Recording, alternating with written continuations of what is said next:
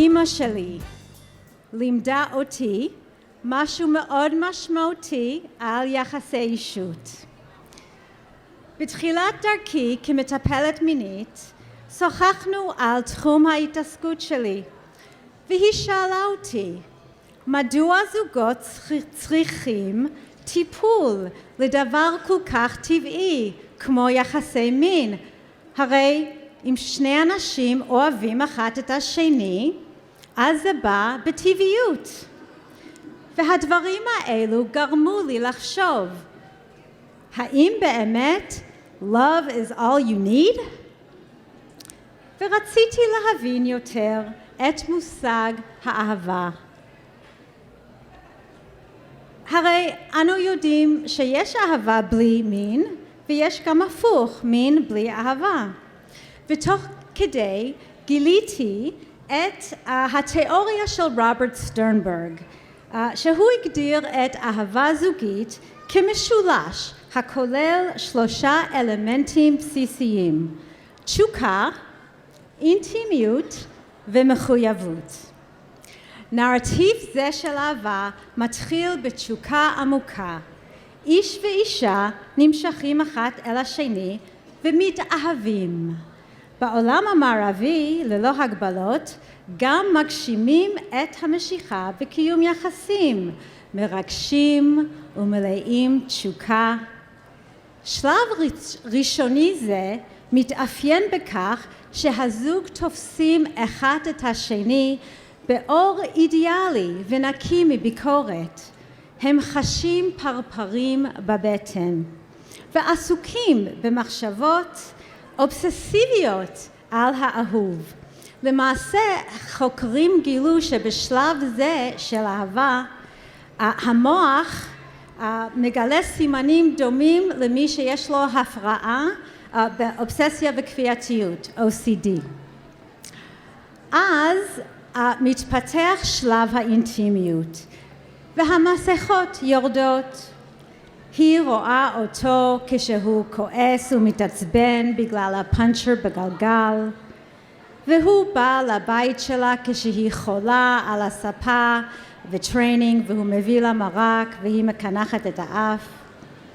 ואם הם שרדו את השלב הזה שבו הם נהיים אותנטיים יותר ועדיין מחבבים אחד את השני, אז הם יכולים לעבור לשלב הבא, מחויבות, שהיא מוגדרת על ידי להתבסס, להתנשא, לגדל משפחה ולעמוד זה לצד זה גם בתקופות מאתגרות. בסיפור האהבה הזה ואפילו בנרטיב זוגי שמתחיל בחברות ואחר כך התפתחה המשיכה, החיבור המיני והתדירות והלהט קשורים לתשוקה. בשלבי האינטימיות והמחויבות, וברור כשמתחילים להביא ילדים, התשוקה הזאת מתחילה להידרדר. בעולם של החקר וטיפול מיני מתייחסים בעיקר על תשוקה כמניע ליחסי מין. האינטימיות והמחויבות, הם טוענים, דווקא הורסות. אומרים המומחים, אם יש יותר מדי אינטימיות, שבו יש חברות, שיתוף, שיקוף וביטחון, אז זה פוגע באנרגיה האירוטית. תשוקה דורשת מרחב ומסתורין. כמו פעם, שואלת המטפלת הזוגית המפרסמת אסתר פרל, איך אפשר לחמוד מה שכבר יש לך?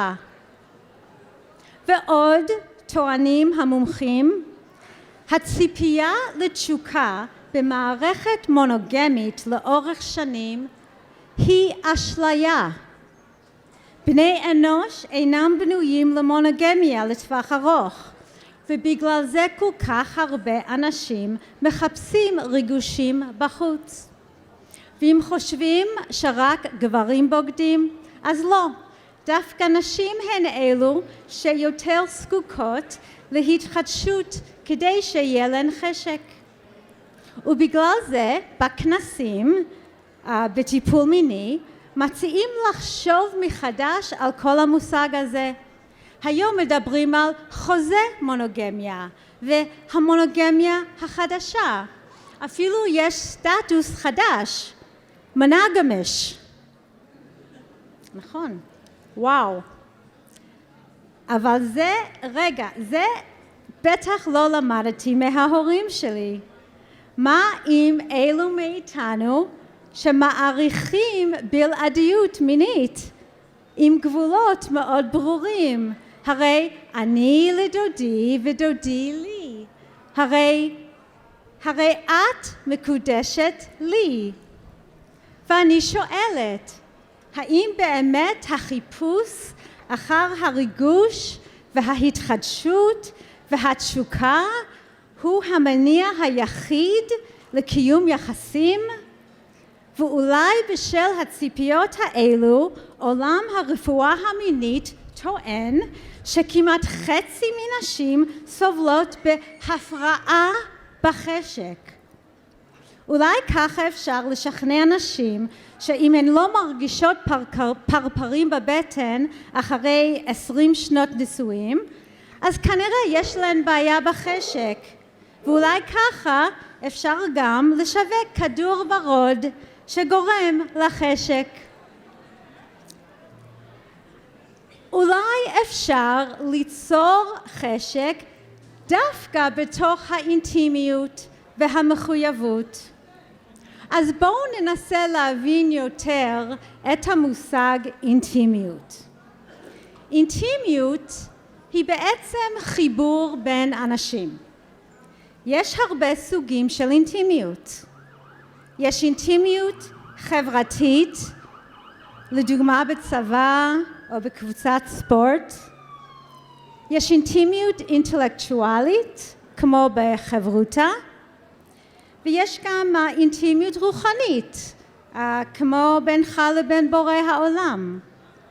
אבל כדי ליצור אינטימיות עם האחר, קודם כל צריכים אינטימיות עם עצמנו. כמו שאמר המשורר תומאס מור, אינטימיות מתחילה עם עצמך. זה אומר שלהגיע לקשר זה להגיע עם אני עצמי חזק. אז איך זה נבנה? נכון שחשוב לגדל ילדים עם ידע על מין, והגדת לבניך. אבל חשוב גם ללמוד איפה איברי המין וכו'. אבל חשוב לא פחות לרכוש תחושות, רגשות, דימוי גוף ודימוי עצמי חזקים. היכולת ליהנות מתחושות נעימות על הגוף תאפשר גם יכולת הנאה בעתיד במרחב הזוגי. הכנה לחיי אישות כוללת גם לעצור כדי לנשום ריח של יסמין באמצע הליכה לבית ספר. חשוב כחלק מהכנה לחיי אישות גם לאשר את הרגשות של הילדים שלנו כדי שיהיה להם שפה של רגשות, שהם יוכלו לשתף ברגשות שלהם בתוך קשר בעתיד. גם למידת גבולות ואסרטיביות, לשמור על הגבולות, יחזקו את האוטונומיה ואת האני העצמי שלהם. השלב הבא הוא החיבור עם האחר. קשרים עם חברים וחברות חשובים ליצירת אינטימיות. פה לומדים לצחוק וליהנות ביחד, לריב וגם להתאושש ולפתור קונפליקטים. כשנערה משתפת את החברה שלה בסוד והנערה שומרת לה את הסוד, היא רוכשת אמון והיא לומדת לסמוך. בחיים החברתיים, בגיל ההתבגרות, לומדים שחברים אוהבים אותנו כשאנחנו נחמדים ומקשיבים ונותנים אמפתיה. כך רוכשים כלים לזוגיות אינטימית. ואז מגיעה אינטימיות זוגית.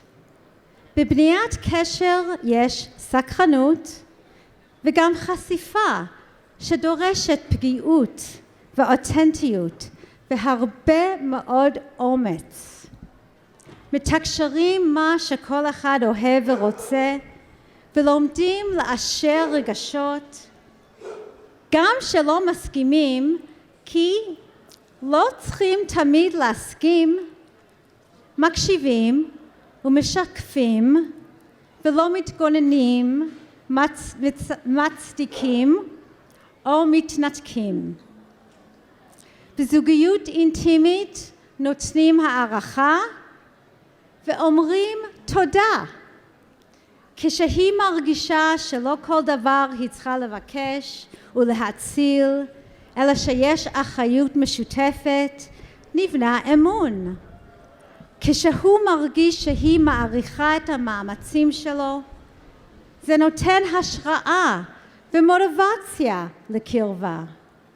יש כבוד הדדי וחסד וחמלה, והכי חשוב, לא לוקחים אחד את השני כמובן מאליו. מה זה אומר בשיר השירים "קול דודי דופק"? המאהב לא מתייחס למאהבת כחפץ שמגיע לו. הוא מחזר אחריה ודופק בדלת ואינו נכנס לחדר בלי לבקש רשות. לא כדאי להאמין למסרים מהתקשורת שחייבים תמיד להרגיש דחף לוהט ותשוקה ראשונית, שתמיד צריך להגיע ולהצליח. זה הופך את זה לעבודה קשה ולא לחוויה נעימה שחווים ביחד. לדעתי יחסי מין זה לא משהו שמקיימים, אלא ביטוי של אנרגיה אירוטית ואינטימית שקיימת בתוך הזוגיות. אולי האקט מתבטא בחדר השינה, אבל זה לא מתחיל שם. זה קיים באיך שהזוג מתייחס אחד לשני, איך שמסתכלים אחת לשני בעיניים. באינטימיות אמיתית אפשר להעריך כל מיני משמעויות ליחסי מין.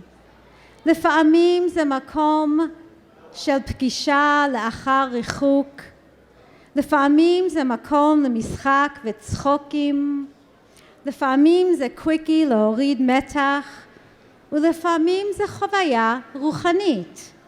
לפעמים גם אפשר רק להתקרבל וללכת לישון. כשיש אינטימיות אמיתית, ניתן להשתחרר ולהתמקד בהנאה ולא בביצועים.